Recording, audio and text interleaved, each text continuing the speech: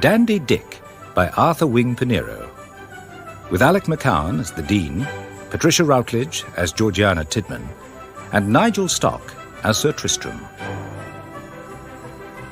Dandy Dick.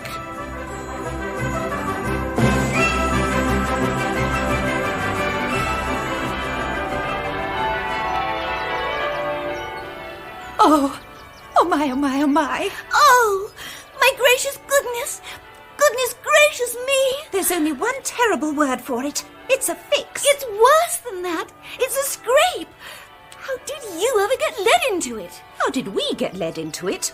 Half, Sheba, please. It was Major Tarver's proposal, and I believe, Salome, that it is to you Major Tarver is paying attention. I believe that the young gentleman you have impressed calls himself an officer, though he is merely a lieutenant. Mr. Darby is certainly an officer, a small officer. The fancy dress ball at Durnston is promoted by the officers of the Hussars, when tonight we appear at the Durnston Athenaeum, unknown to dear Papa, on the arms of Major Tarver and Mr. Darby. I consider that we shall be equally wicked.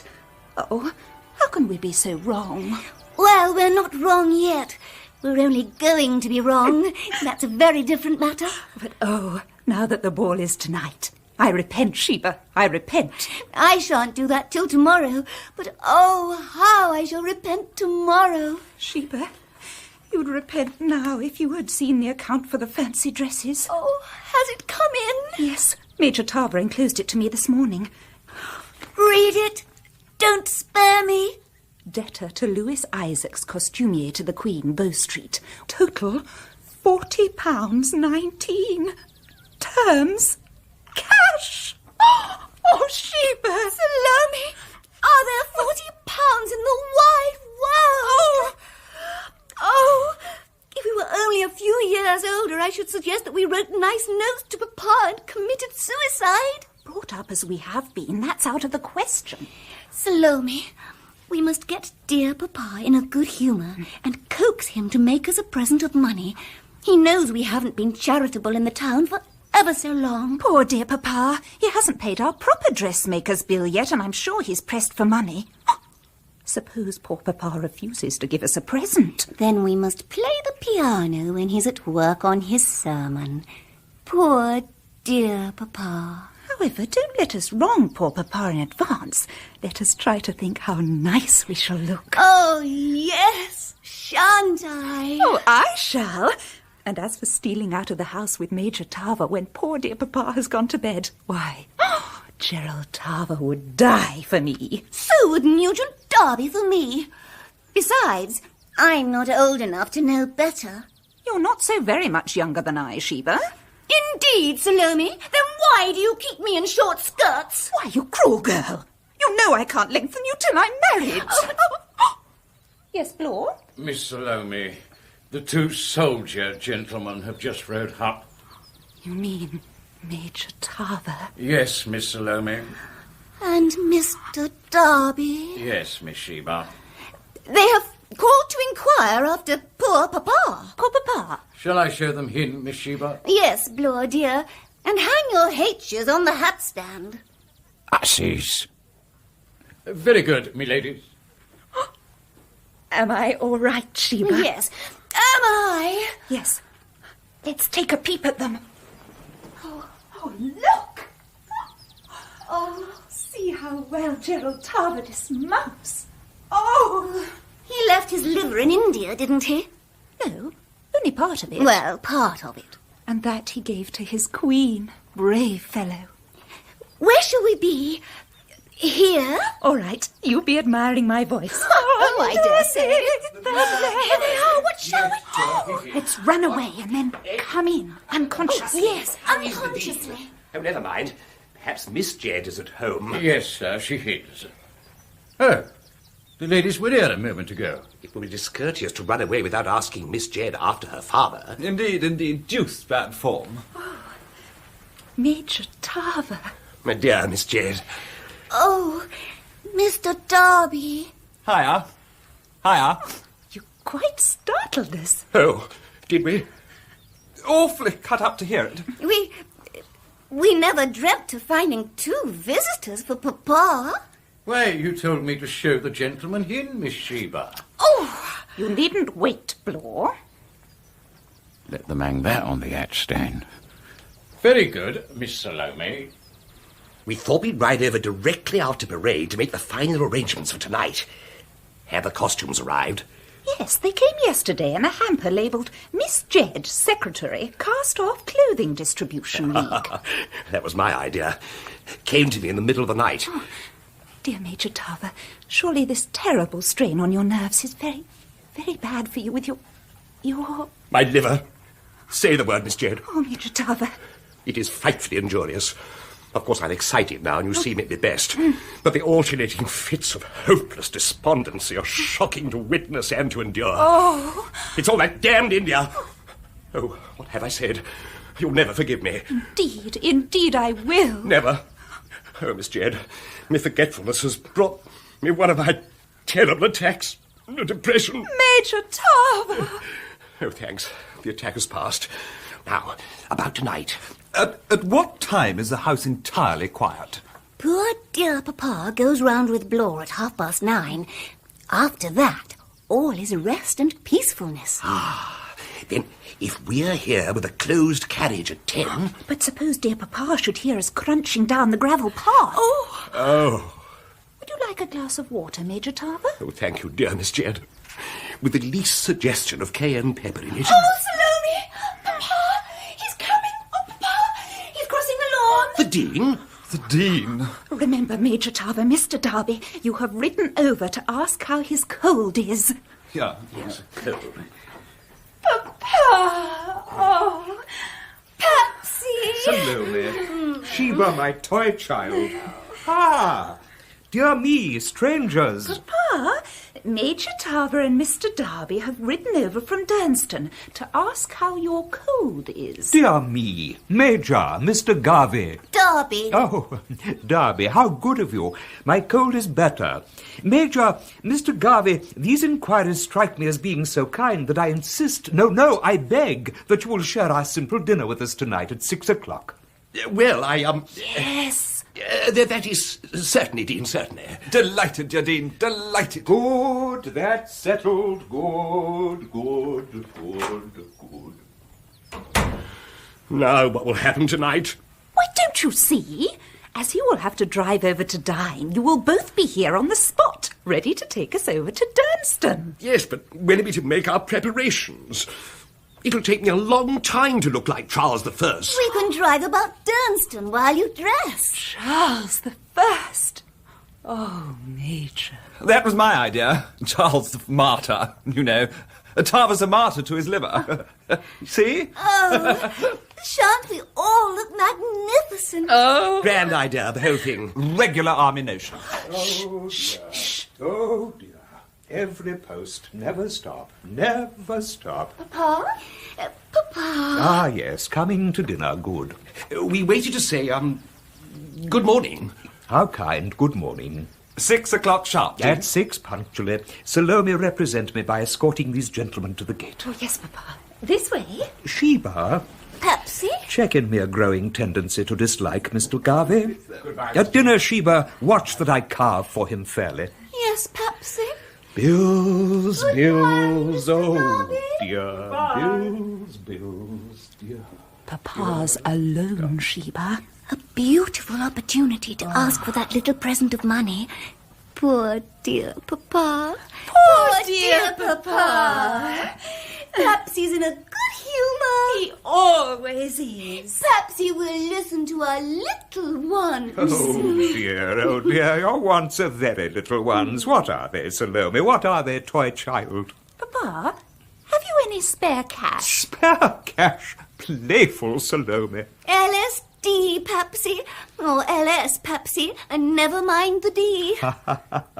I am glad, really glad, children, that you have broken through a reserve which has existed on this point for at least a fortnight and babbled for money. It gives me the opportunity of meeting your demands with candour. Children, I have love for you, solicitude for you, but I have no spare cash for anybody. No spare cash for anybody. Lost. Done for. And now you have so cheerily opened the subject, let me tell you with equal good humour that all the money I can immediately command is considerably under £500. Oh, Papa! Oh, what a lot! Oh, but read, Salome. Read aloud this paragraph in the Times of yesterday. There, my child. A munificent offer. Dr. Jedd, the Dean of St. Marvel's, whose anxiety for the preservation of the Minster spire threatens to undermine his health, has subscribed the munificent sum of £1,000 to the Restoration Fund. Oh! And we gasping for clothing! Read on, my child. On condition that 7 other donors come forward, each with the like sum. Will they? My darling, times are bad, but one never knows. If they don't... Then you will have your new summer dresses as usual. But if they do, speak, Father. Then we will all rejoice. Rejoice? And retrench. 2 hours, little one. Retrench and rejoice. The second post, sir. Just here. Thank you, Blore. They've had a scolding, asses. Let them hang that on the hat stand.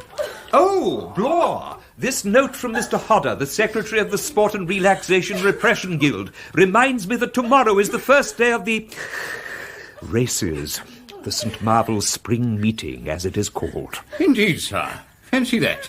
And I not know it. All our servants may not resemble you, Blore. Pray remind them in the kitchen and the stable of the rules of the house. No servant allowed to leave the deanery on any pretence while the races is on. While the races are on. Thank you, Blore. Thank you, sir. Oh, if the Dean only knew the good thing I could put him on to for the Durnston handicap. Thank you, sir. Children! Salome, Sheba, here is good news. Good news? What is it? Your aunt. Left us some money? Your aunt is coming to live with us. To what? To live with us? What aunt? My dear widowed sister, Georgiana Tydeman. What's she like? We don't want her. Oh, good gracious. Georgiana and I reconciled after all these years. She will help us to keep the expenses down. Keep the expenses A down? second mother to my girls. She will implant the precepts of retrenchment if their father cannot. But Papa, who is Aunt What's-her-name? Who is she? My dears, a mournful, miserable history. When you were infants, your Aunt Georgiana married an individual whose existence I felt it my sad duty never to recognize. A bad man?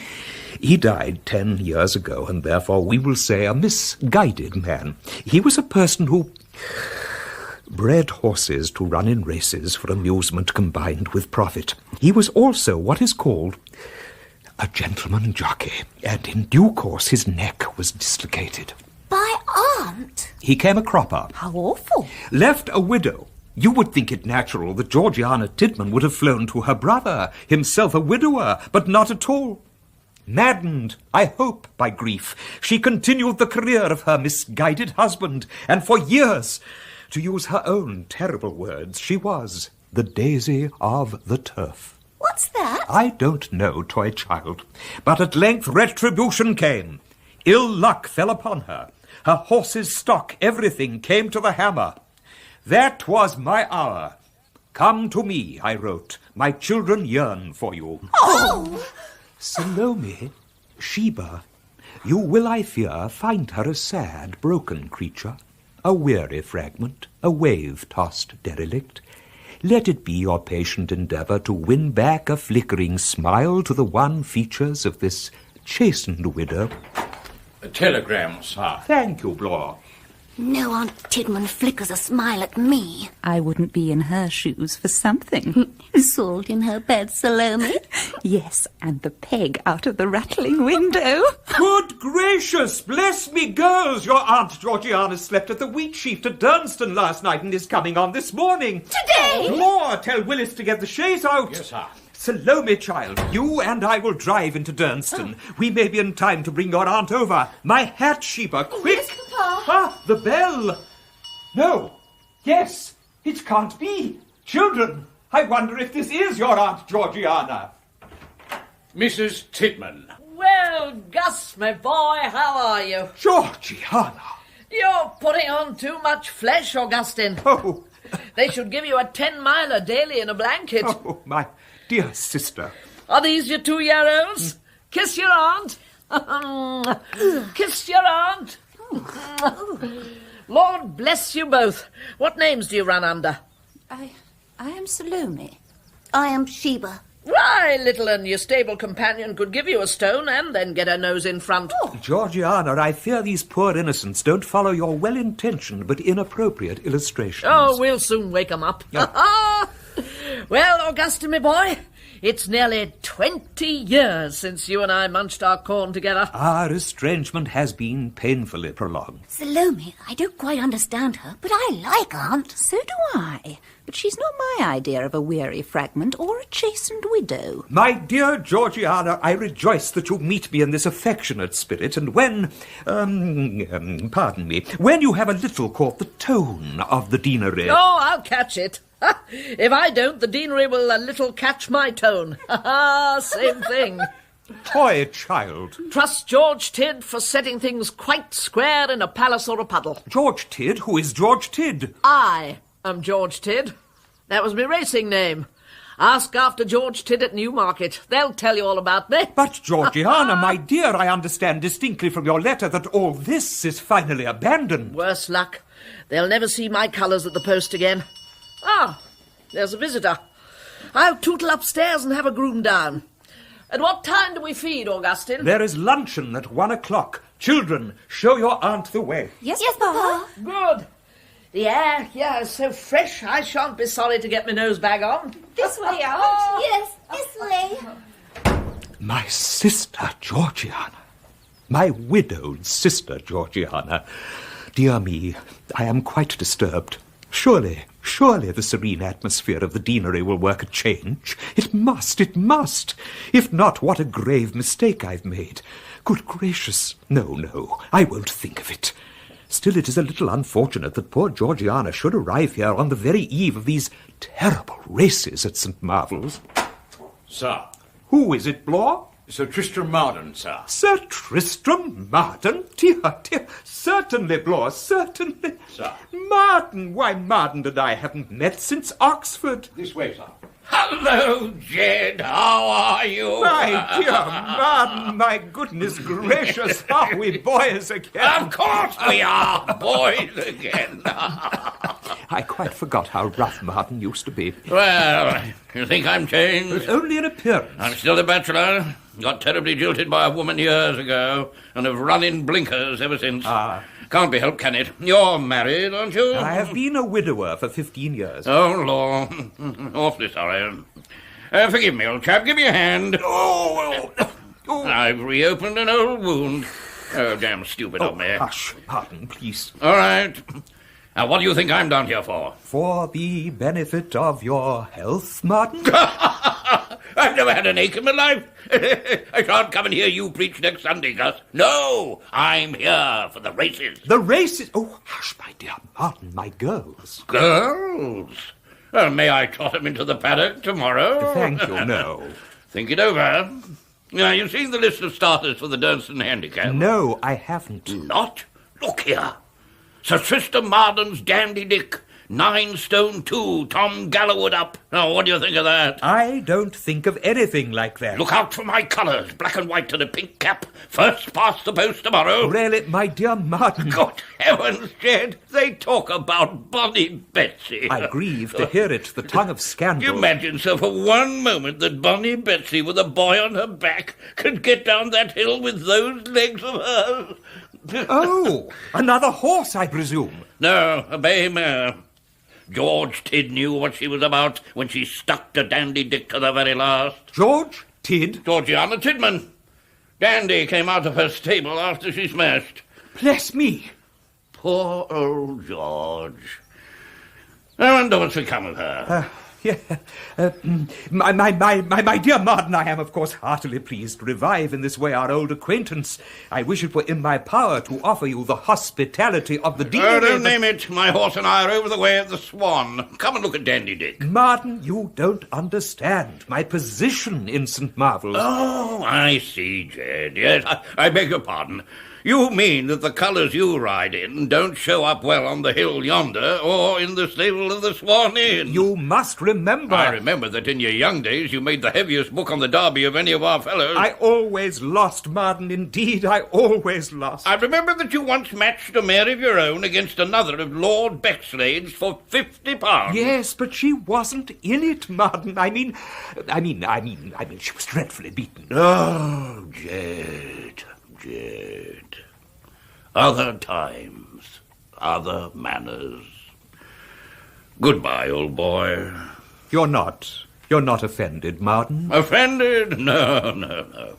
Only sorry, Dean. Damn sorry to see a promising lad come to an end like this.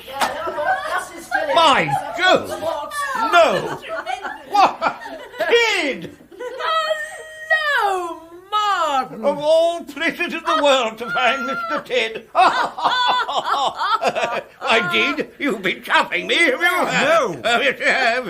You've been roasting your old friend. Marden! George Ted is a pal of yours, eh? Sir Tristram Marden, Mrs. Tydeman is my sister. Your sister? Yes! I've been running a bit dark, Marden, but that stout, well-seasoned animal over there and this skittish creature come out of the same stock and were foaled in the same stable. There are a couple of yearlings here you don't know. My nieces, Salome and Sheba. How do you do? Sir? Well, I don't care whose sister you are, but I'm jolly glad to see you, George, my boy. Salome, children, Sheba, I must speak to you. Come with me into the garden. Well. Yes, dear Papa. We'll come back in a minute, Auntie. Oh, gracious, Tris. Oh, don't squeeze my hand so. Lord, how odd. You know, your brother and I were at Oxford together, George. Were you, Tris? Then are you putting up here? He won't have me. Won't have you? Well, because I'm down here racing. You see, he's a dean. Uh-huh. I suppose he's thinking of the canons and the bishop. Those chaps. Lord bless your heart. I'll make it all right with Augustine. No, thanks, old fellow. The fact is, I'm fixed at the Swan with, what do you think, George? Huh? With Dandy Dick. Oh, my old dandy. I brought him down with me in Lavender. You know he runs for the Dunstan Handicap tomorrow? No, there's precious little that horse does that I don't know. Is he fit? As a fiddle. Shines like a mirror. Not an ounce too much or too little. He'll romp in. He'll dance in.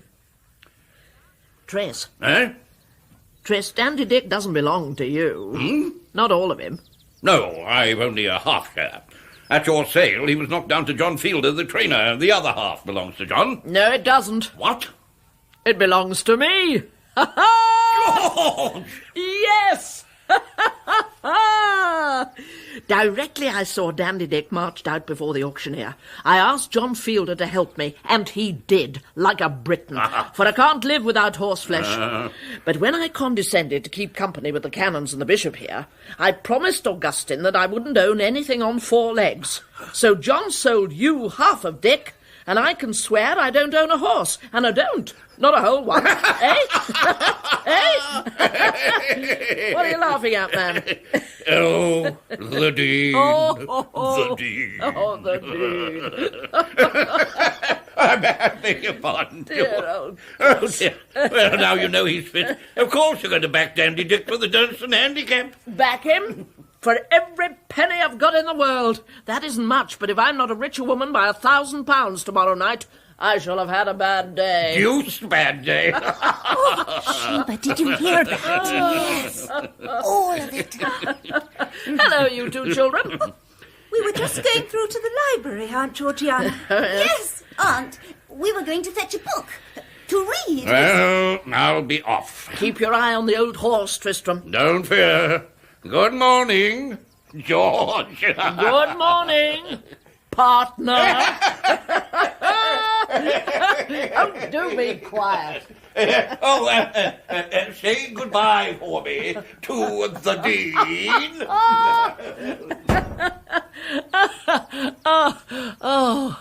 Oh, Sir Tris. A fellow in a million. Aunt, dear Aunt. Well, gals? Aunt, Salome has something to say to you. No, it's Sheba. Why, you're shivering all over.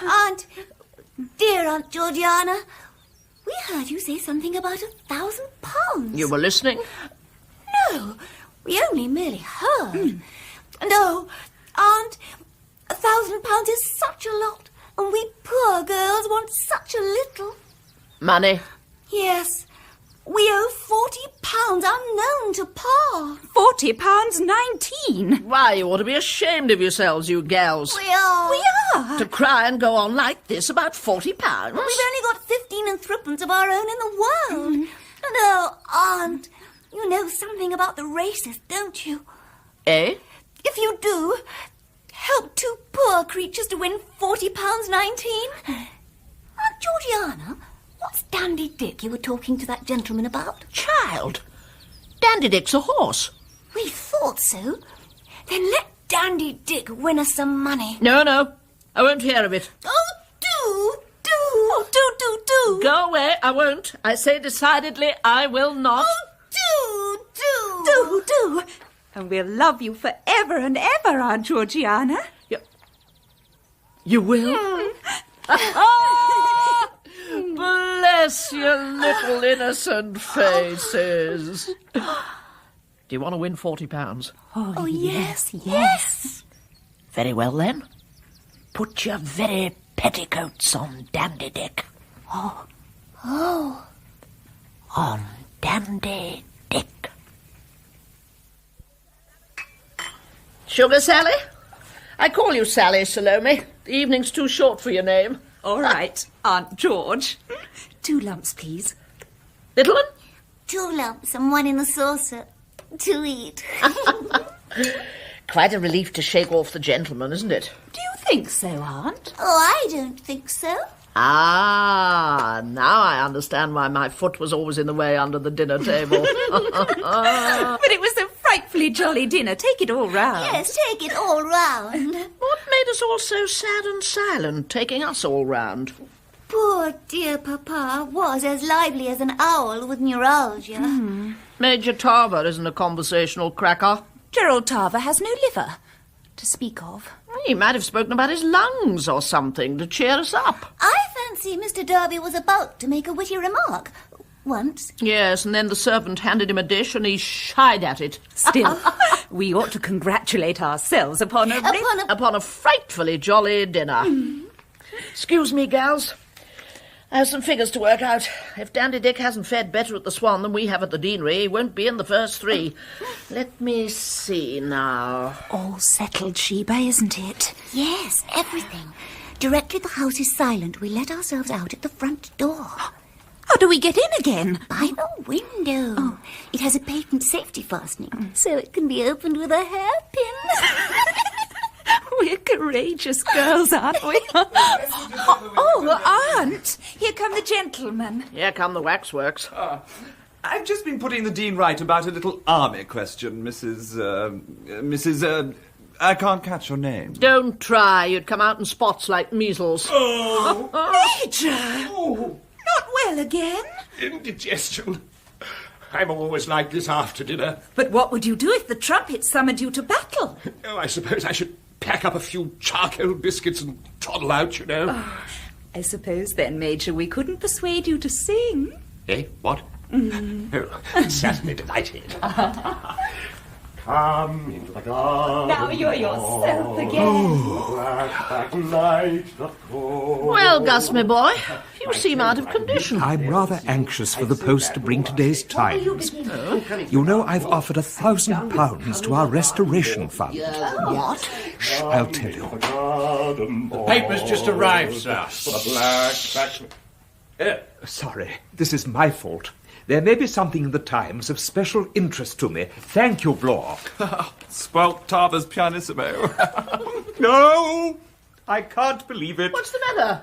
Papa! Dean, children, Georgiana, friends, my munificent offer has produced the desired result. 7 wealthy people, including 3 brewers, have come forward with £1,000 apiece in aid of the restoration of the Minster spire. That means a cool 1,000 out of your pocket, Gus. Yes. The anxiety to which the Dean of St. Marvel's has so long been a victim will now doubtless be relieved.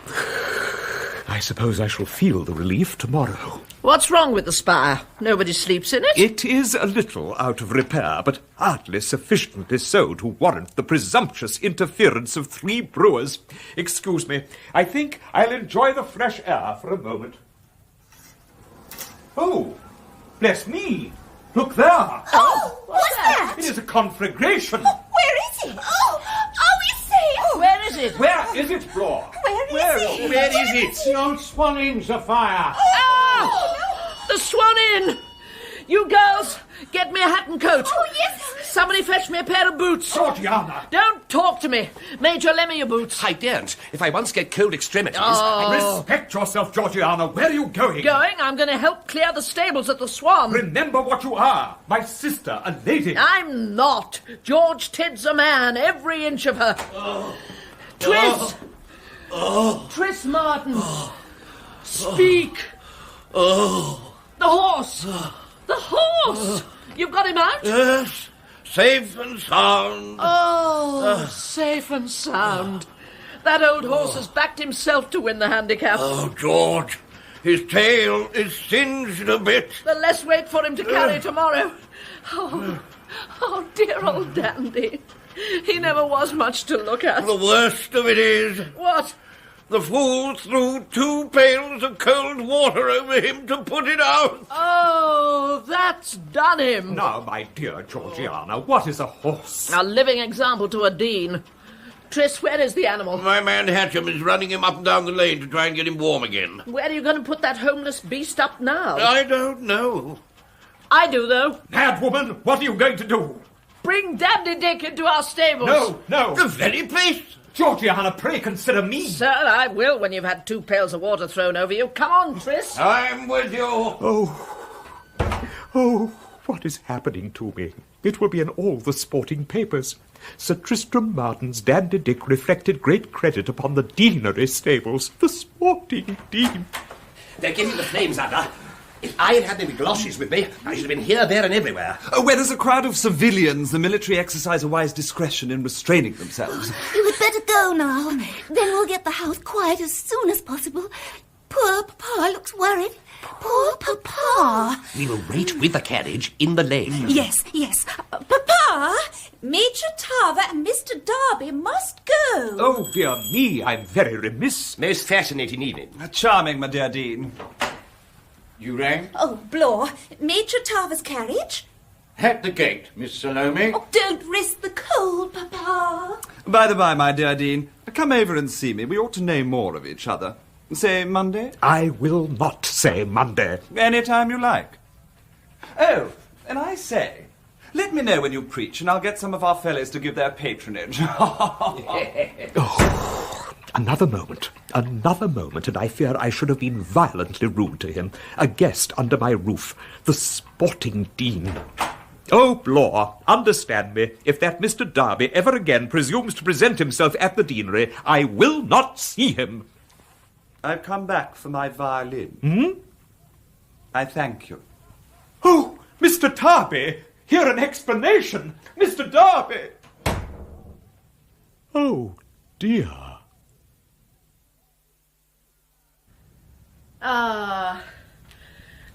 He knew me as soon as I kissed his dear old nose.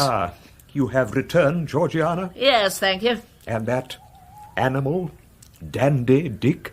In our stables, safe and snug. Oh. You can sleep tonight with the happy consciousness of having sheltered the outcast. We're locking up now.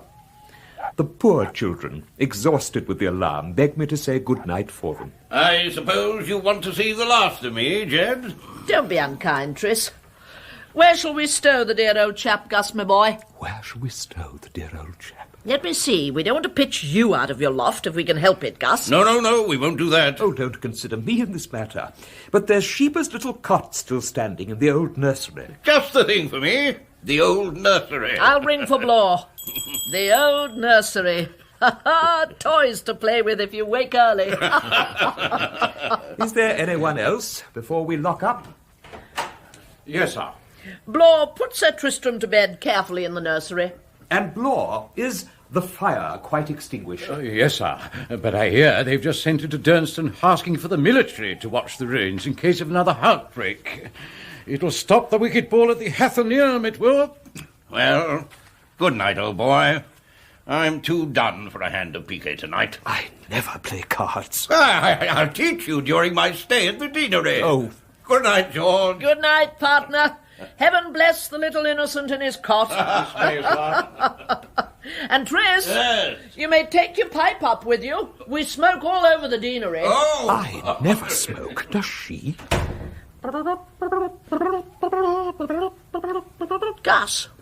Gus, I don't like your looks. I shall let the vet see you in the morning.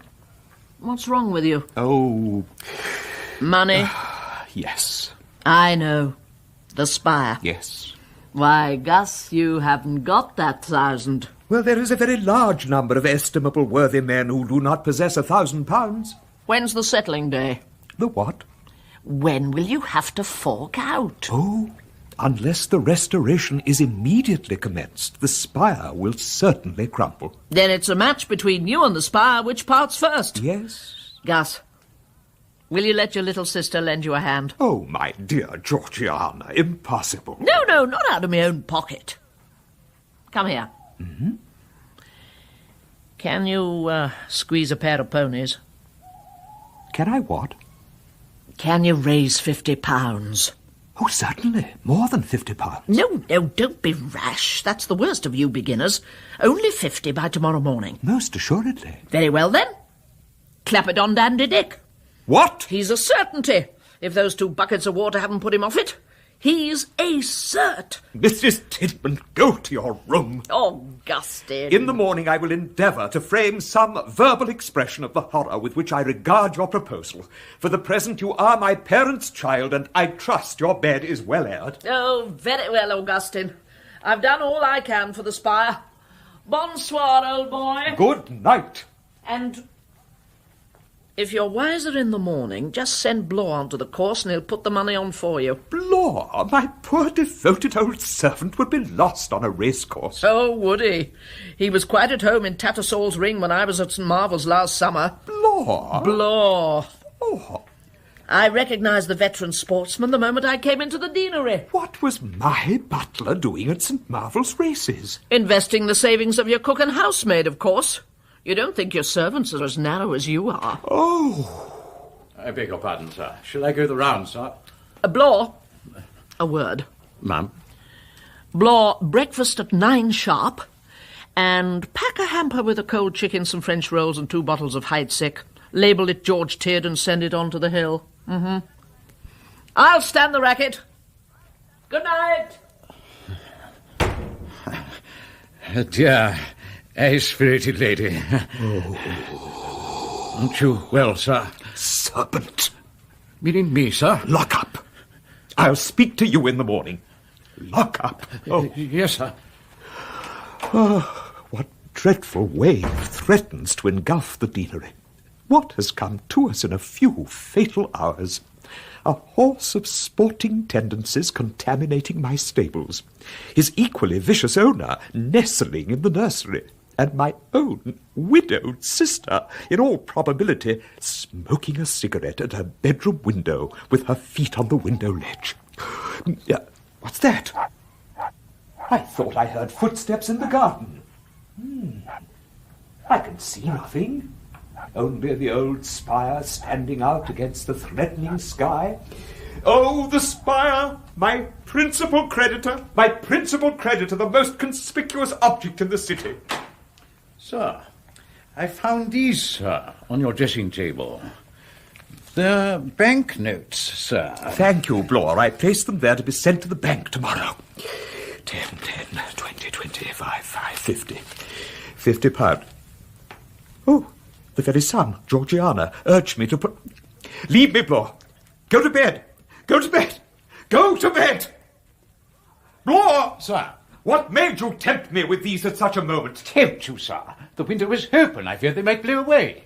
Man, what were you doing at St. Marvel's races last summer? Oh, sir, I knew that high-spirited lady would bring grief and sorrow to the peaceful happy deanery. Oh, sir, I have done a little on my own account from time to time on the ill. Also on commission for the kitchen. I knew it. I knew it. Sir, you are an old gentleman. Turn a charitable art to the races. Get up, Blore, get up. Sir. Oh, Edward Blore, what weak creatures we are. We are, sir. We are. Especially when we've got a tip, sir. Think of the temptation of a tip, sir. I do, Blore. I do. I confess everything, sir. Bonnie Betsy is bound for to win the handicap. No, she isn't. She is, sir. What's to beat, sir? The horse in my stable, Dandy Dick. Dandy Dick? That old bit of mahogany, sir? Did he intend to run against him? I'll take it! I'll take it! Oh, Lord love you, sir. For how much? 50. There's the money. Sir. Oh! And that old man has been my pattern and example for years and years. Oh, Edward Blore, your idol is shattered. Good night, sir. Blore? He's gone. If I don't call him back, the spire may be richer tomorrow by £500. I won't dwell on it. I'll read. Rain, thunder, how it assimilates with the tempest of my mind. I'll read. Oh, bless me, this is very strange. The Horse and Its Ailments by John Cox, MRCVS. It was with the aid of this volume that I used to doctor my old mare at Oxford. A leaf turned down. Simple remedies for chills. The bolus. The helpless beast in my stable is suffering from a chill. Good gracious! If I allow Blore to risk my £50 on Dandy Dick, surely it would be advisable to administer this bolus to the poor animal without delay. Yes, I have these drugs in my chest. There's not a moment to be lost. I shall want help. I'll fetch my medicine chest. Yes, sir. Oh, where is he? The bell rang. Oh, Blore, I feel it would be a humane act to administer to the poor, ignorant animal in my stable a simple bolus as a precaution against chill. I rely upon your aid and discretion. I see, sir. You ain't going to lose half a chance for tomorrow, sir. Oh, take this book. See here. Fetch these humble but necessary articles from the kitchen. Quick. Yes, sir. I'll mix the bolus here. It is exactly 27 years since I last approached a horse medically. I trust this bolus will not give the animal an unfair advantage over his competitors. I don't desire that. No, I don't desire that. One would think by his looks that he was going to poison his family instead of... Poison? Oh, if anything serious happened to the animal in our stable, there'd be nothing in the way of Bonnie Betsy, the deserving horse I've trusted with my own hard-earned savings. Here are the articles you require, sir. Thank you, Blore. On the table here. Yes. Oh, the old, half-forgotten time returns to me. Yes, I'm once again a promising youth at college. Where's the stuff I got a month ago to destroy the whole black retriever that fell here? The dog died. The poison's in my pantry. Couldn't have got used for cooking purposes. I'll do it. Now, where are the drugs? The drugs? Yes. 3, 4, 5, 6. How fortunate some animals are. 1, 2, 3, 4. Well, it's done. Now, I'll return my medicine chest to its proper place. He's gone. Right. Strychnine. There. Stir it. I've cooked Dandy Dick. I've cooked Dandy Dick. Oh, I'm only a amateur sportsman. I can't afford an uncertainty. Lord. Sir, can I help you any more, sir? No, and don't let me see you again tonight. It's only an horse, but after tomorrow I'll retire from the turf, if only to reclaim him. Good night, sir. Good night. Right, it's ready. So, on with the work of mercy. I don't contemplate my humane task with resignation. The stable is small, and if the animal is restive, we shall be cramped for room. Yes, I shall get a chill, too. Martin's greatcoat. I'm sure he will lend me this gladly. The animal may recognize the garment and receive me with kindly feeling. Oh, but why do I feel that dreadful sinking of the heart?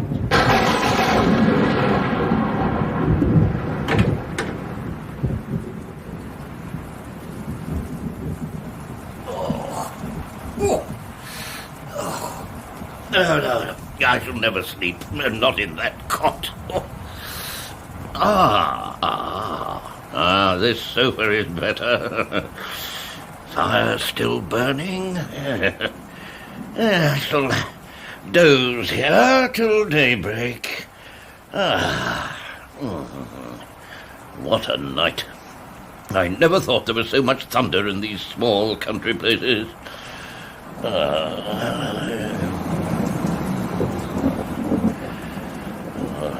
Which is the nearer way to the stable? I must satisfy myself. I must. Hello? Ah! Hush! Tris! Why, George! Oh, Tris, I've been dreaming. Oh, don't look at me. I'm overtrained. I shall be on my legs again in a minute. My goodness, George. Whatever shall I do? Shall I trot you up and down outside? I've had a frightful dream. I dreamt that Dandy had sold himself to a circus and that they were hooting him because he'd lost his tail. There's an omen. George, be a man. George, be a man. I know I'm dreadfully effeminate. I'm like a doting mother to my share of Dandy. And it's all the dearer because it's an invalid. George, I never guessed that you were so tender-hearted. Well, I'm not. And you've robbed me tonight of an old friend. A pal. What do you mean? I mean that I seem to have dropped the acquaintance of George Tidd, Esquire. Forever. Tris, no. I have. But I've got an introduction to his twin sister, Georgiana. Tris. Shh! Stay where you are. What's the matter? Didn't you hear something?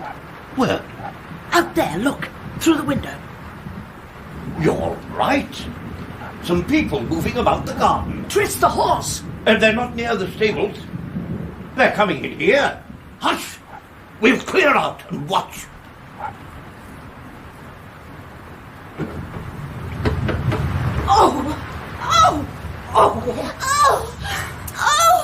No ball after all. Cold, wretched, smashed, in debt for nothing. Oh, to think that we've had all the inconvenience of being wicked and rebellious and then no ball. This comes of stooping to the military. It serves us right.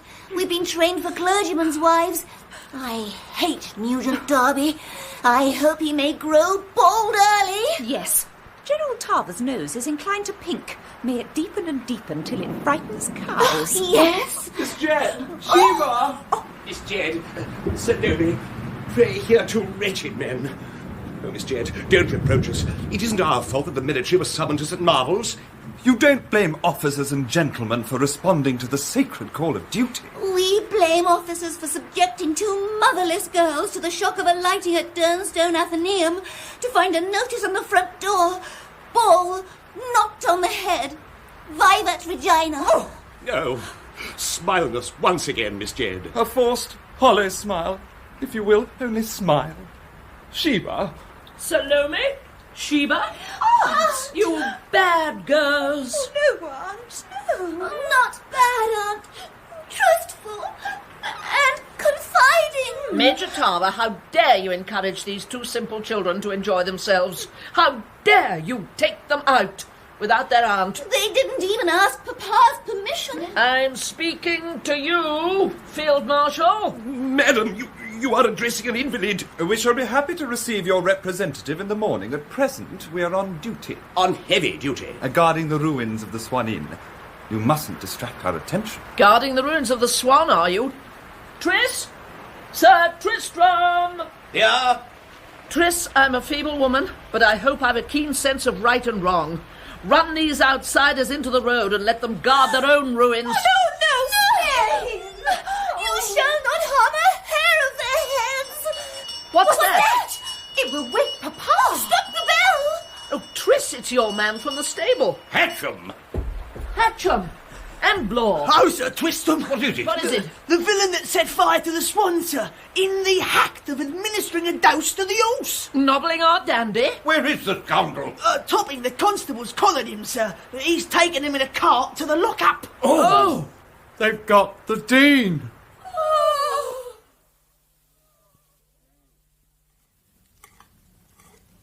No, darling. Constable Toppin. Yes. You'll have your dinner before you drive your prisoner over to Durnstone, won't you, darling? Yes. Oh, No's in a nice temper today over summat. Oh, well, I suppose all public characters is liable to irritation. Oh, now who can that be?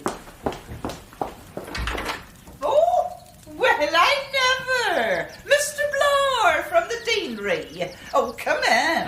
Oh, you might knock me down with a feather. How do you do, Mrs. Topping? Oh, and how is the dear Dean, bless him? The sweetest soul in the world. I haven't seen him this morning. Well, this is real kind of you, calling on an old friend, Edward. Anna Evans.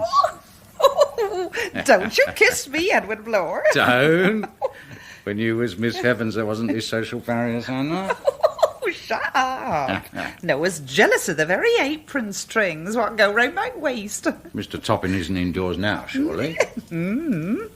Why, he took a man up last night. Well, what of it? Well, I thought that when any arrest was made in St. Marvel's, the prisoner was lodged here only for the night, and that the head constable had to drive him over to Durnston Police Station the first thing in the morning. Well, that's the rule, but Noah's behindhand today and ain't going into Durnstone till after dinner. And the prisoner is now on the premises? Yes, he's in our cell. That's it there, behind the heavy door. Oh. Whatever is the matter with you, Edward? Anna, this unfortunate man was took in our stables last night. Oh, then you know something about this arrest, you do? No, I don't. Yes, let me see what's written in the official book. I merely wish to encourage you, Anna, to implant an hope that crime may brighten your wedded life. The man was found trespassing in the Deanery stables with intent. Refuses to give his name or any account of himself.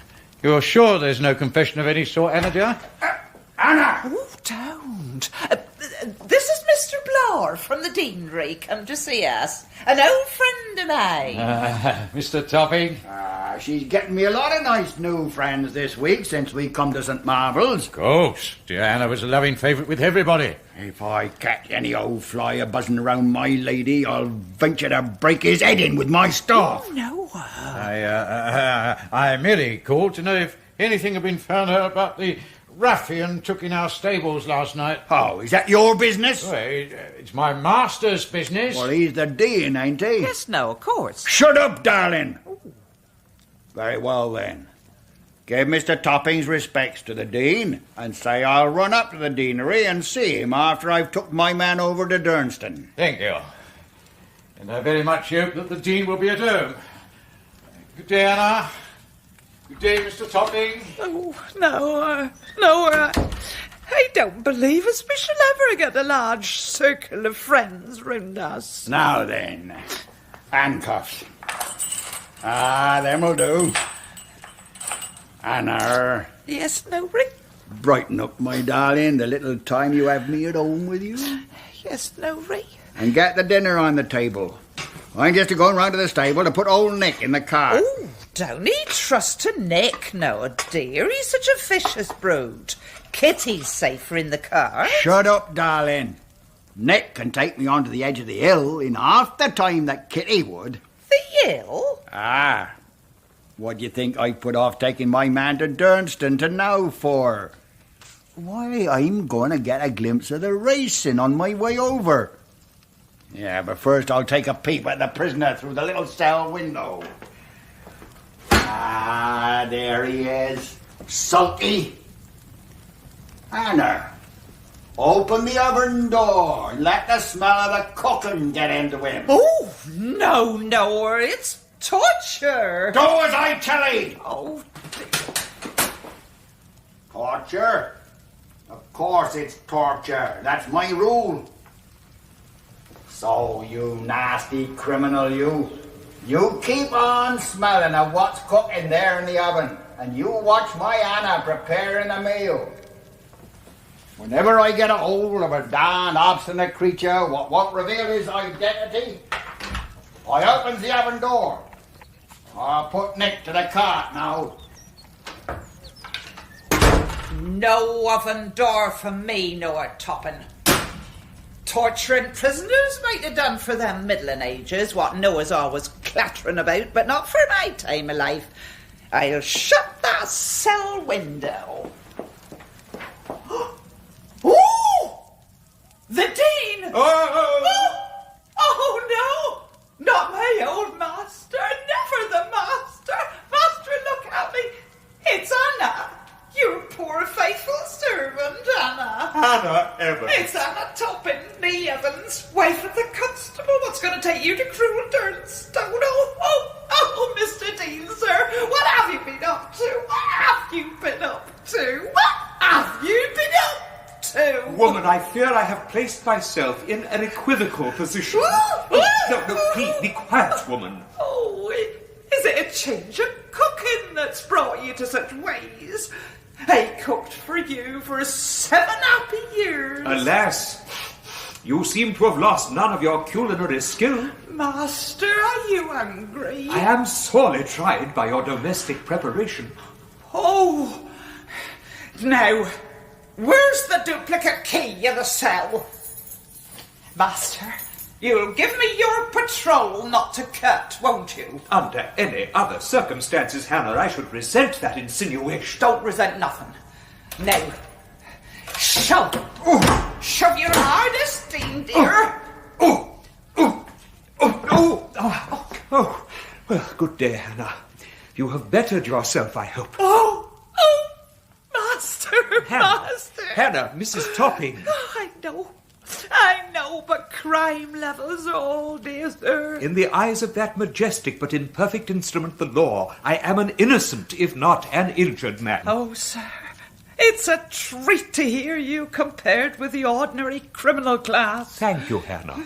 But, Master dear, though my Noah don't recognise you, through his being a stranger to St. Marvel's, how will you fare when you get to Durnstone? I have one great buoyant hope, that a word in the ear of the Durnstone superintendent will send me forth an unquestioned man. You and he will be the sole keepers of my precious secret. Master, is what you've told me your only chance of getting off unknown? It is the sole remaining chance of averting a calamity of almost national importance. Then you're as done as that joint in my oven. Woman. The superintendent at Durnstone, John Ruggles, also the 2 inspectors, Whittaker and Parker. Well? Them and their wives and families are chapel folk. No! Yes! Oh, Master. It's all over! It's all over! Listen, no, Master dear, you shan't be took to Durnstone. Take this key, put it in your pocket.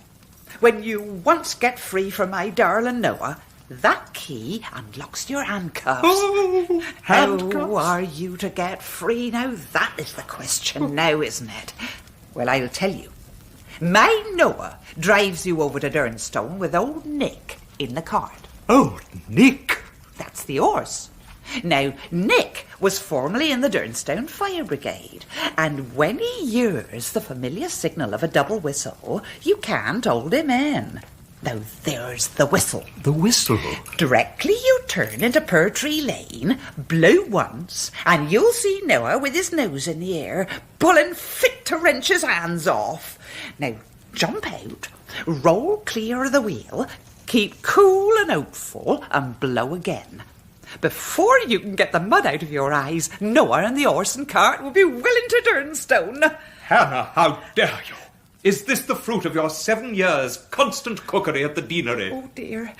I wouldn't have done it, only this is your first offence. My first offence? You're not too old. I want to give you another start in life. Another start? Woman, do you think I've no conscience? It's hunger what makes you feel conscientious. Here, master.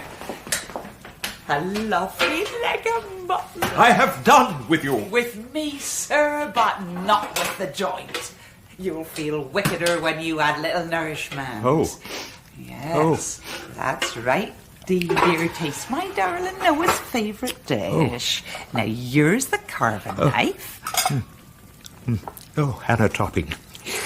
Hannah Topping. I'll have no more women cooks at the deanery. This reads me a lesson. Don't stint yourself, sir. You can't blow that whistle on an empty frame. Oh, don't my cooking carry you back, sir? Oh, say it do. Every mouthful would carry me back 1 little hour.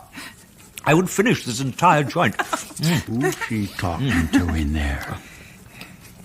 Oh, if my mind were calmer, this would be an all-sufficient repast. My man o' mystery, awaited on by my newly made wife, eating of my favourite meal. Anna, introduce me. Am I to gather, Constable, that you object to these little kindnesses extended to me by your worthy wife? I'm wishing to know the name of my worthy wife's friend. Oh, no, Ree. I made this gentleman's acquaintance through the cell door, in a casual way. Aye, I might have guessed my wedded life had come to this. But this is neither the time nor place, with people at the door and dinner on the table, to spill a strange man's blood. I trust that your self-respect as an officer of the law will avert anything so unseemly. You and me is going to set out for Dunstan. And when the charge is now standing again you is entered, it's I, Noah Toppin, what'll add another. Noah! The charge of alienating the affections of my wife, Anna. No. Oh, yes. Oh, no. And worse, the embezzling of my midday meal prepared by her hands. Go back to that cell. Go in! You have 5 minutes more in the home you have ruined and laid waste. You will at least receive my earnest assurance that this worthy woman is extremely innocent. Innocent? Look at my leg of mutton! No! Anna, open the front door. Oh, no, Ree. You'll never be popular in St. Marvel. Open that door! Oh, lady. Sir? Dear me. Is this the police station? Yes, lady. Take a chair, lady, near the fire. Sit down, sir. Thank you. This is my first visit to a police station, my good woman. I hope it'll be the last. Oh, don't say that, ma'am. It's beautifully Arcadian. Anna, introduce me. Good gracious, what's that? Are you the man in charge here? Aye. Are you seeing me on business or pleasure? Now look here, my man. This lady is Mrs. Tydeman. Mrs. Tydeman is the sister of Dr. Jedd, the Dean of St. Marvel. Who? There's something wrong with your wife. Aye. She's profligate. Proceedings are pending. Now, my good man, to come to the point. My poor friend and this lady's brother, Dr. Jedd, the Dean, you know, has mysteriously and unaccountably disappeared. Vanished. Gone. Absconded. Absconded? How dare you? Respectable man, was he? What do you mean? This lady is his sister. Money matters. Right or wrong? Oh, Do put your questions more feelingly. This lady is his sister. Well, had he anything on his mind? Yes. Ah, then I got a theory. What is it? A theory that'll put you all out of suspense. Yes, yes. Oh, I've been a good bit about. I read a deal and I'm a shrewd, experienced man. I should say this is nothing but an ordinary case of suicide. Suicide? Georgiana. Oh, Tris, if this were true, how could we break it to the girls? Well, I could run up during the evening and break it to the girls. Now, look here, my man. All you've got to do is to hold your tongue and take down my description of the Dean and report his disappearance at Durnstone. Now, take this down. Missing. The very Reverend Augustine Jed, Dean of St. Marvel's. Oh, poor Gus. Poor Gus. Lady. Lady? Listen to Augustine. me. Yes. Have you got that, Constable? I'm spelling it my own way. Oh, dear old Gus. Description. Oh, no. Description. Well, I suppose he was just the ordinary sort of looking man. No. Description. Description, a little short, thin man with black hair and a squint. No, he isn't. Yes, he is. Georgiana, what are you talking about? I'm Gus's sister. I ought to know what my brother's like. Good heavens, Georgiana. Your mind is not going. Tris, a word. He's in there. Eh? Gus is the villain found dosing Dandy Dick last night. Oh. Now, my man, what have you written? I've written Ponces to the name of Gus. It's not wanted. I've altered my mind. I'm too busy to bother about him this week. What? After wasting my time? There's my card outside, waiting for to take the scoundrel over to Durnstone. I should like to see him. Or you can view him passing out. Stand back while I unlock the cell door. I warn you, he's an awful-looking creature. Oh, Gus, poor Gus. Now then, you are going to have to endure these handcuffs. Oh, no. Oh, Tris. no. Oh. My brother in handcuffs. Be calm. This good woman has arranged for his escape. But we can't trust a Gus rolling out of a flying dog cart. Why, it's as much as I could do. Oh, yes, lady, he'll do it. I've provided for everything. Don't betray him to Noah. Now then, you're coming for a little drive. Oh! Up you get. No, stay. I am the owner of the horse stable of the deanery. I make no charge against this wretched person. I was discovered administering to a suffering beast a simple remedy for chills. The analysis hasn't come home from the chemist yet. Is this the truth? Yes. Release this man, Constable. Release him? He was found trespassing in the stables of the late Dean, who's committed suicide. Oh, Hush! The diseased Dean is the only man who can withdraw one charge. Listen. And I am the only man who can withdraw the other. I charge this person unknown with alienating the affections of my wife while I was putting my horse to. And I'm going to drive him over to Durnstone with the evidence. Whoa there! Steady they go and get back! Augustine, I am disappointed in you. Have you got this wretched woman's whistle? Yes. Have you got the key of your handcuff? Yes. Time's up. Come on. I am ready.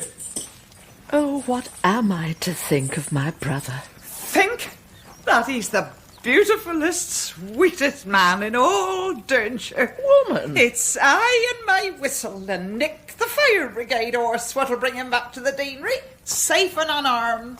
Not a soul but we three will ever know of his misfortune. Get up now! Get up, old girl!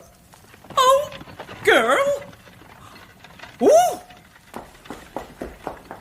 He's done for! Done for? The Dean can whistle himself blue. Noah's put Kitty in the cart and left old Nick at home.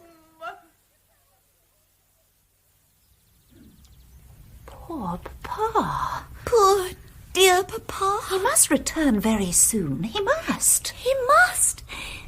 If I should pine and ultimately die of this suspense, I want you, Salome, to have my workbox. Oh, thank you, Sheba, dear. But if Papa is not home for afternoon tea, you will outlive me. Miss Jed. Miss Jed. Sheba, here are Gerald Tarver and Mr. Darby. Open the window and dare them to enter. Oh, the presumption. You do well, gentlemen, to intrude upon two feeble women at a moment of sorrow. Miss Jedd, don't be shocked when you see Tarver. Oh! Miss Jedd, pardon this informal method of presenting ourselves. One step further, and I shall ask Major Tarver, who is nearest the bell, to ring for help. The fact is, Miss Jedd, the Tarver is in an exceedingly critical condition. Oh.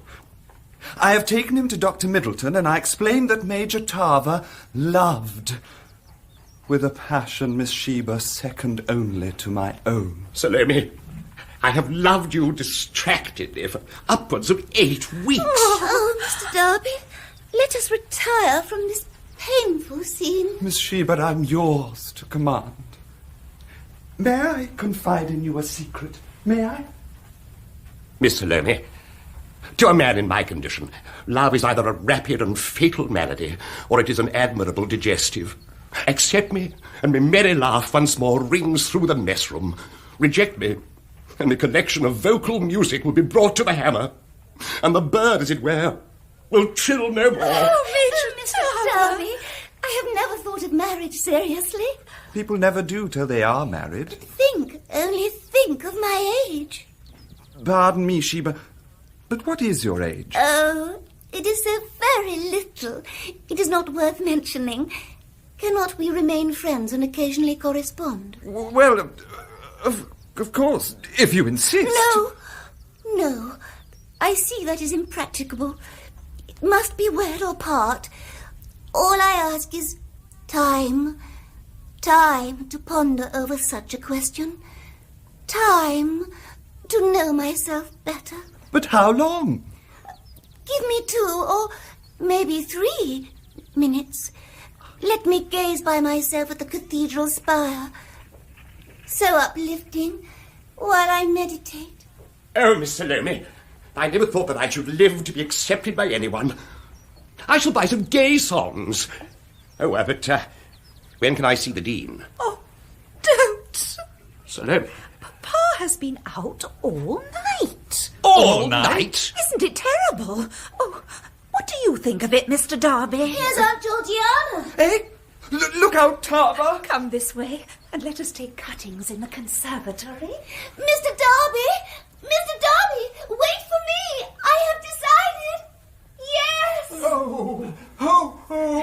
Come on, Tris. The course is clear. Mind the gate post. Hold him up. Now, give him his head. Put him down, Hatton. Patcham, put him down. That I will, Mum, gladly. Oh, where am I now? Georgiana? Martin? How are you, Jed, old boy? How do you feel now, Gus? Torn to fragments. Thank heaven he's conscious. I feel as if I had been walked over carefully by a large concourse of the lower orders. So you have been. Thank heaven his memory's all right. Do I understand that I have been forcibly and illegally rescued? That's it, old fellow. Who has committed such a reprehensible act? A woman who would have been a heroine in any age. Georgiana. Georgiana, never let this occur again. Tell him, George. You found out that other woman's plan went lame, didn't you? I discovered its inefficacy after a prolonged period of ineffectual whistling. But we ascertained the constable was going to watch the races. Directly we knew this, Tris and I made for the hill. Bless your soul, there were hundreds of me old friends there. Welshers, pickpockets, card sharpers, all the lowest racecourse cabs in the kingdom. In a minute I was in the middle of 'em, as much at home as a duchess in a drawing room. A queen in a palace, Boadicea among the druids. Do you know me? I hollered out. Instantly there was a cry of, "Blessed if it ain't George Tidd." "Listen to me," I said. "A very dear relative of mine has been collared for playing the 3-card trick on his way down from town." There was a groan of sympathy. "He'll be on the brow of the hill with a bobby in half an hour," said I. "Who's for the rescue?" A dead, deep silence followed, broken only by the sweet voice of a young child saying, "What'll we get for it?" "1 pound apiece," said I. and there was a roar of assent. So now you know whose hands have led you back to your own manger. Oh, my dear sister. And oh, my dear brother, confess, isn't there something good and noble in true English sport after all? Every abused institution has its redeeming characteristic. But whence is the money to come to reward these dreadful persons? I cannot reasonably ask my girls to organise a bazaar or concert. Concert? Ha! I'm a rich woman. Rich? Well, I've cleared 1,500 over the handicap. No! Then the horse who enjoyed the shelter of the deanery last night... Dandy Dick! Won! In a common canter, all the rest nowhere. And Bonnie Betsy walked in with the policeman. £500 towards the spire. 500. Oh, where is Blore with the good news? Look at him, lively as a cricket. Sir Tristram, I am under the impression that your horse swallowed a small portion of the bolus last night before I was surprised and removed. By the by, I'm expecting the analysis of that concoction every minute. Spare yourself the trouble. The secret is with me. I seek no acknowledgement from either of you, but in your moment of deplorable triumph, remember with gratitude the little volume of The Horse and Its Ailments. Well, I must go now and recompose myself. Now thank we all our Lord. But oh, Tris Marden, what can I ever say to you? Anything you like, except thank you. Don't stop me. Why, you were the man who hauled Augustine out of the cart by his legs. Oh, but why mention such trifles? They're not trifles, Tris. And when his cap fell off, it was you, brave fellow that you are, who pulled the horse's nosebag over my brother's head so that he shouldn't be recognised. My dear Georgiana, these are the common courtesies of everyday life. Nor shall I forget the way in which you gave Dandy his whiskey out of a soda water bottle just before the race. No, that's nothing. Any lady would do the same. Nothing? You look like Florence Nightingale of the paddock. Oh, Georgiana, why won't you marry me? Why? Why? Why? Because you've only just asked me, Tris. But when I touched your hand last night, you reared. Ah. Yes? Beg pardon, Sir Tristram. What is it, Tatum? The chemist has just brought the analysis. The analysis? Where is he? I must see what it says, Georgiana. You'll need me with you, Tris. This way, Miss Georgiana. Sir Tristram, this way. Home. What sonorous music is in the word. Home. With the secret of my sad misfortune buried in the bosoms of a faithful few. Home, with my family influence intact. But what is this I have picked up on the stairs? Debtor to Louis Isaacs, costumiers to the Queen, Bow Street. Total £40.19. Oh, no, it is too horrible. There was a fancy masked ball at Durnston last night. Salome. Sheba? Oh, no, no. Papsy! Our parent returned. Papsy, come back. Oh. Stop. I demand an explanation of this disreputable document. Debtor to Louis Isaacs, costumier to the Queen. Total £40.19. Imps of deceit. There was a ball at Durnston last night. I know it. Spare us! You couldn't have been there, Papa. To your respective rooms. Let your blinds be drawn. At 7, porridge will be brought to you. Papa! Go. Papsy! Go. But, Papa, we poor girls as we are can't pay the bill. You cannot go. Through the kindness of our aunt. We have won £50. You have what? At the races. You too, drawn into the vortex. Is there no conscience that is clear? Is there no guilelessness left in this house, with the possible exception of my own? The analysis has arrived. I am absolutely indifferent. Indifferent? Jed, you were once my friend, and soon you are to be my relative. Your relative? But not even our approaching family tie prevents my designating you as one of the most atrocious conspirators known in the history of the turf. Conspirator? As the owner of one half of Dandy Dick, I denounce you. As the owner of the other half, I denounce you. You? The chief ingredient of your infernal preparation is known. But it contains nothing that I would not cheerfully administer to my own children. Oh! I believe you. Strychnine. 16 grains. Oh, strychnine! Summon my devoted servant Blore, in whose presence the innocuous mixture was compounded. Innocuous? Oh, this analysis is simply the pardonable result of over-enthusiasm on the part of our local chemist. Gus, you're a disgrace to the pretty little police station where you slept last night. You rang, sir? I will prove that in the deanery stables the common laws of hospitality have never been transgressed. Here is the bowl I used for the mixture.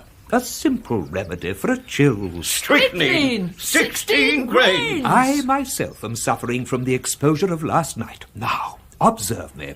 I will swallow the prescribed dose myself. No, don't. What?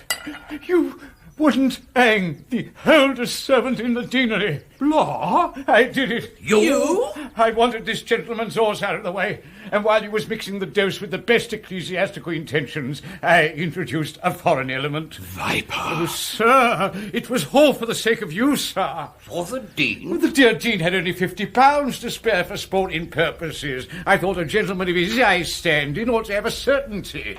Jed! Augustine! I can conceal it no longer. I instructed this unworthy creature to back Dandy Dick on behalf of the Restoration Fund. And didn't you do it?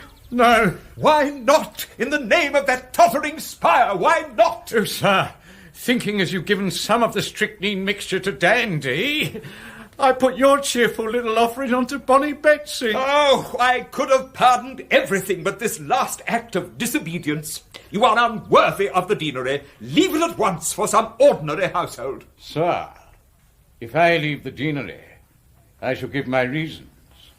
And then what will folks think of you and me in our old age? You wouldn't spread this tale in St. Marvel's. Not if sober, sir. But suppose grief drove me to my cups. Ah, yes. Well, I must save you from intemperance at any cost. Remain in my service. A sad, sober, and above all, silent man. I thank you, sir. I thank you. Papa? To your rooms! I am distracted. Major Tarver and Mr. Darby. If you have sufficiently merged all sense of moral rectitude as to declare that I am not at home, do so. No, Papa. We have accidentally discovered that you, our parent, have stooped to deception, if not to crime. Oh. We are still young. The sooner, therefore, we are removed from any unfortunate influence, the better. Oh! We have an opportunity of beginning life afresh. But these two gallant gentlemen have proposed for us. then I am at home. Where are they? In the library, dear Papa. Poor Papa. Is this here the deanery? Don't come back. Go away. There's been a man rescued from my lawful custody. The villain has been traced back to the deanery. Go away. Come away. The man was an unknown lover of my newly made wife. You mustn't bring your domestic affairs here. This is a subject for your own fireside of an evening. Come in, Major Tarver. Come in, Mr. Darby. That's his voice. My man. No, Rainy. You are speaking to Dr. Jed, the Dean of St. Marvel's. Dr. Jed. The Dean of St. Marvel's. I'm speaking to the man I took last night. The culprit has alienated the affections of my wife. Wait 1 moment. Hackham! Do not let us chide a man who is conscientious even in error. Huh? Ah, I think I see Hannah Evans, once an excellent cook under this very roof. I'm Mrs. Toppin now, sir, bride of the constable. Oh. No, do forgive him. He's a mass of ignorance. Come away. Wait. Here is Hackham. Sir? Ah, Hackham. Is that the man you and the constable secured in the stable last night? That, sir? Bless your heart, sir, that's the Dean himself. That'll do. Why, our man was a short, thin individual. I trust you are perfectly satisfied. Well, Hannah, you and your worthy husband will stay and dine in the kitchen. Huh? Good afternoon. Oh, is it hot dinner? Hot with ale. Now then, you don't know a real gentleman when you see one. Why don't he thank the Dean warmly? Thank you, sir. Go. I take a kindly interest in you both. Thank you, sir. Good morning, sir. Hannah. Good morning. Thank you, sir. Good morning. Well, Gus, you're out of all your troubles. Are you happy? Happy. My family influence gone forever. My dignity crushed out of all recognition. The genial summer of the deanery frosted by the winter of deceit. Look here, Augustine. George Tidd will lend you that 1,000 for the poor, innocent old spire. Oh, Georgiana. On one condition. That you'll admit there's no harm in our laughing at a sporting deed. No, I cannot allow it. Tris, my brother Gus doesn't want us to be merry at his expense. Why, Jed, there's no harm in laughter for those who laugh and for those who are laughed at. Provided always first that it is folly that is laughed at, and not virtue. Secondly, that it is our friends who laugh at us, as we hope they all will for our pains.